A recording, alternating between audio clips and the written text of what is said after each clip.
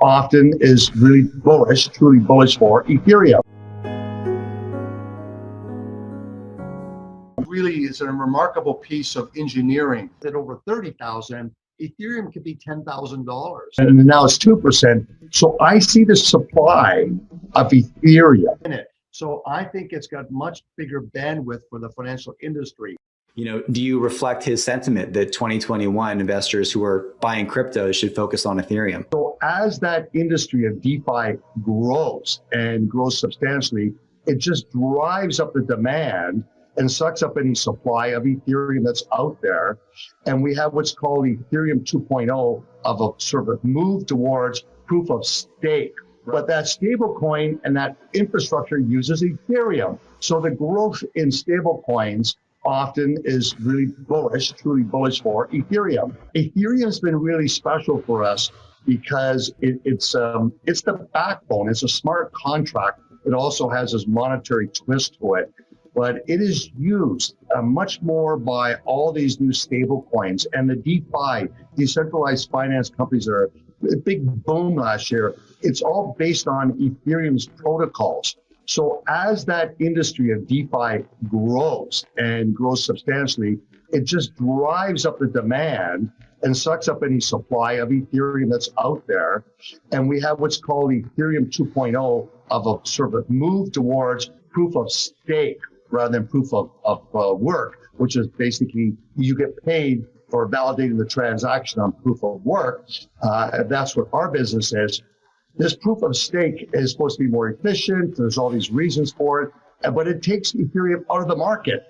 So if you want to get an income on your Ethereum, you can donate it or contribute it to it, and not donate it for free, but you put it into a node and you get back an income from your Ethereum. But once you do that, you can't get your Ethereum back. So that means 1% in December, all of a sudden, of the Ethereum market disappeared, and now it's 2%. So I see the supply of Ethereum shrinking faster than it's being produced because of the growth in DeFi and also the growth in proof of stake, Ethereum 2.0. Third thing, it's really important institutionally, is when JP Morgan came out with their stablecoin, that was the bottom in October of 2019 of Bitcoin. And you could see that gold had already turned, the golden cross, and then all of a sudden Bitcoin had turned. But that stablecoin and that infrastructure uses Ethereum. So the growth in stablecoins often is really bullish, truly bullish for Ethereum. And then there's a technology breakdown that's taking place this year right now, is if you have, most of the world was mining Ethereum on what's called a 4 gigabyte memory chip. Well, it stops working by February. And if you don't have good software today, it's no longer, you can mine. So the difficulties is going to get rid of a lot of competition for us because we've been busy upgrading all of our chips up to 8 gigabyte. Now, we're not totally there yet, and hopefully we get it done by the end of this month because we have to be done by the end of February. So that's been important to maintain it. So our margins are 90% gross margins with Ethereum. I like that business. My favorite basketball card from when I was a kid, John Brisker, right? Now, if I wanted to sell this, I'd have to get it valued, right? And that's very subjective.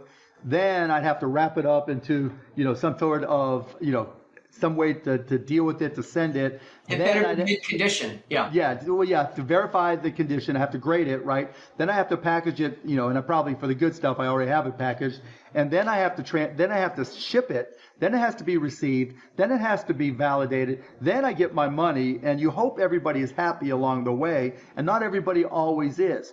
Yet, and it's not like I look at my John Brisker card, and I know nobody else knows who John Brisker is but me. He played in the NBA, and the reason I love this guy, he played for a Pittsburgh Condors team, and what I love about him, he quit basketball to become a mercenary in Africa, and that's what he was until he was killed as a mercenary.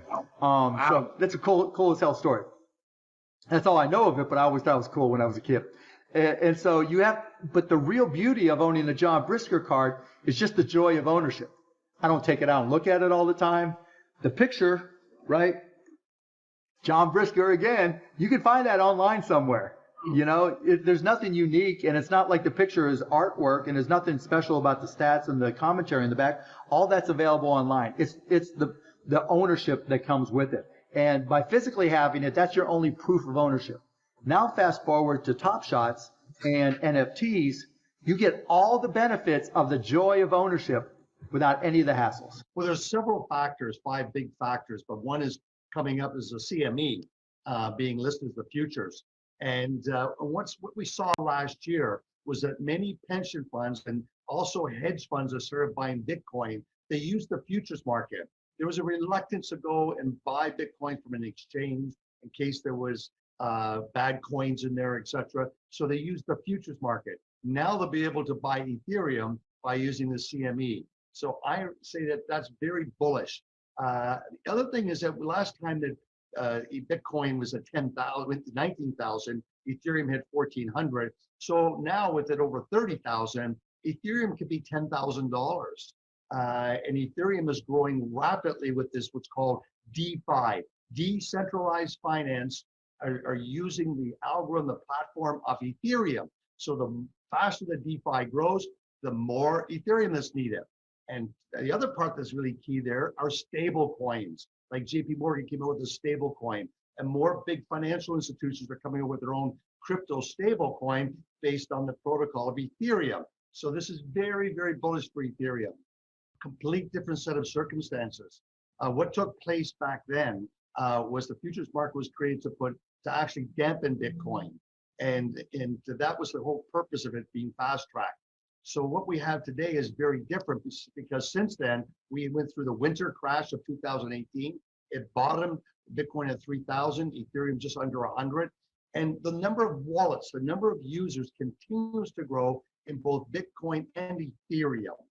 And we're seeing that institutions are also buying Ethereum and Bitcoin. And we know that some institutions are actually mining their own Bitcoin to get Bitcoin and their own Ethereum. So to me, this is a very, very different factor that'll probably do the opposite of what happened in 2017. They're both used as a financial intermediary. And what's important is that Bitcoin is the proof that you can do financial transactions. As Ray Dalio said, it's a brilliant algorithm. Right. And it's being able to be independent. Ethereum is also brilliant, but it's a smart contract so that you can put your car insurance embedded inside of it. You can put many different types of financial contracts within it. So I think it's got much bigger bandwidth for the financial industry. But the other part is what's interesting for me, I've found, is that there's many gold investors that are long Hive because it's their proxy to play Bitcoin, Ethereum. They're reluctant to go to an exchange and go and open an account to buy Bitcoin or Ethereum directly. So Hive has become their proxy. And that's why last year we traded over 2 billion shares, both in Canada and the US and in Germany. And we were up, Ethereum was up 480%. Bitcoin was up about 300%. And look at Hive was up 2,500% because we had I think the greatest earnings of all of our peers. There's so much negative news on it, whereas millennials don't care, whereas my generation do care, but they believe it's something and they want to participate. So Hive is that proxy. Think of silver and gold, and Ethereum is the silver market, and Bitcoin is the gold market. And the volatility of Ethereum is just greater. And it has many more different uses, just like silver does. It's used as a monetary, it's used as jewelry, it's used for solar panels. Ethereum has many more options that it's used for. I do, because of this incredible growth in DeFi. You're going to hear more and more about DeFi, about new companies coming out in the space, and they need the protocol of Ethereum. So I'm getting these extra fees. Some days are 50% bonus fees because of all the use and the needs for Ethereum. You know, that's like the gold silver ratio, trying to call that. That's a big challenge. But I think the bigger part for me is that Ethereum is actually behind on that ratio. Bitcoin took off to 40,000, fell back to under 30. I think that Ethereum is on that catch-up leg. They have their own digital currency, like monopoly money. And if you're really good, you got big bonuses and you could upgrade and buy more software. Well, we have all these Generation X and millennials that are used to going to GameStop to buy their equipment, or they've been going on the internet. They're very quick to buy into the concept of digital money, DeFi finance, because they're used to it. And I think that when we heard all this drama over GameStop, well, all these kids that were trading the stock were also buyers, just like people that bought Starbucks went and bought Starbucks coffee every day. Don't think so. I think it's a remarkable piece of engineering, but really it's on the backbone of telecom. Blockchain really came out in the early 90s before the internet was released. And it's because the banks actually are the biggest movers of money. Not, it's telecom companies that do all the wiring between. And then the idea was, could they create a blockchain, a ledger, this open ledger to be able to track everything? This concept that Satoshi basically took was already there and polished it up to create decentralized finance, as just the same as a lot of gold bugs don't like central banks printing all this money, practicing MMT. The new world, the new millennials, etc., were addicted to this digital world. And that's why it grew. And we can see this past year what happened when the supply halved for Bitcoin. And that only took 6 months, and all of a sudden prices doubled and tripled. So I remain very bullish, but they're going to be extremely volatile.